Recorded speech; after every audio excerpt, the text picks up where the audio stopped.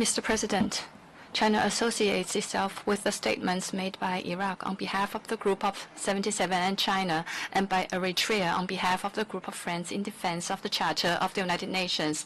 In today's world characterized by upheaval, frequent wars, and development imbalances, developing countries are facing great difficulties in implementing the 2030 Agenda for Sustainable Development. At the recent General Debate of the General Assembly and the Summit of the Future, leaders have called on the international community to work together to address the current crisis and challenges and build a future of shared prosperity. However, the United States and a few other Western countries are still pursuing unilateralism, protectionism, and bullying. They resort to abusive use of illegal unilateral sanctions against countries such as Cuba, which gravely violate the purposes and principles of the UN Charter, seriously undermine the international consensus on the 2030 Agenda, jeopardize the rights to survival and development of the countries concerned and their people.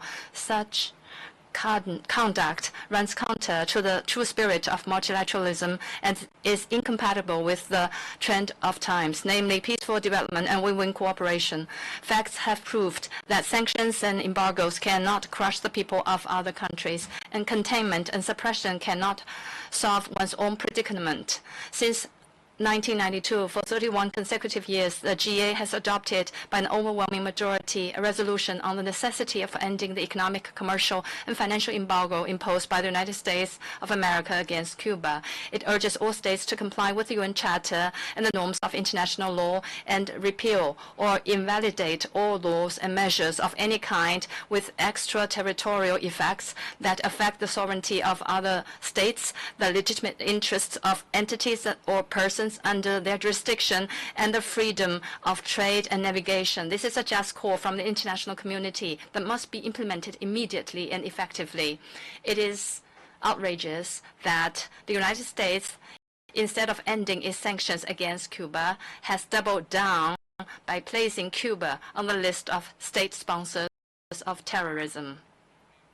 The embargo imposed by the U.S. against Cuba for over 6 decades has cost the latter hundreds of billions of dollars in damage and triggered a serious humanitarian disaster. Such hegemonic acts will certainly be condemned by the international community with one voice.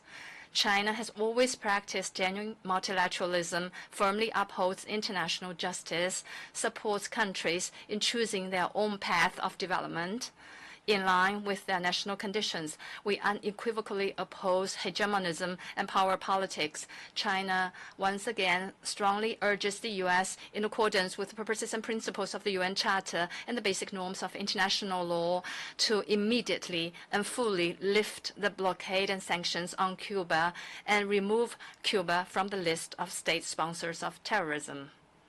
China and Cuba are good friends, good comrades, and good brothers. China highly appreciates the efforts of Cuba to maintain a just and reasonable international order and promote global solidarity and cooperation. We feel for Cuba as it is currently experiencing difficulties. We will continue to help Cuba to the best of our ability. We will firmly support the government and people of Cuba in overcoming their difficulties at an early date so as to realize the development and revitalization of their country. China will once again vote in favor of the draft resolution submitted by Cuba under this agenda item. I thank you, Mr. President.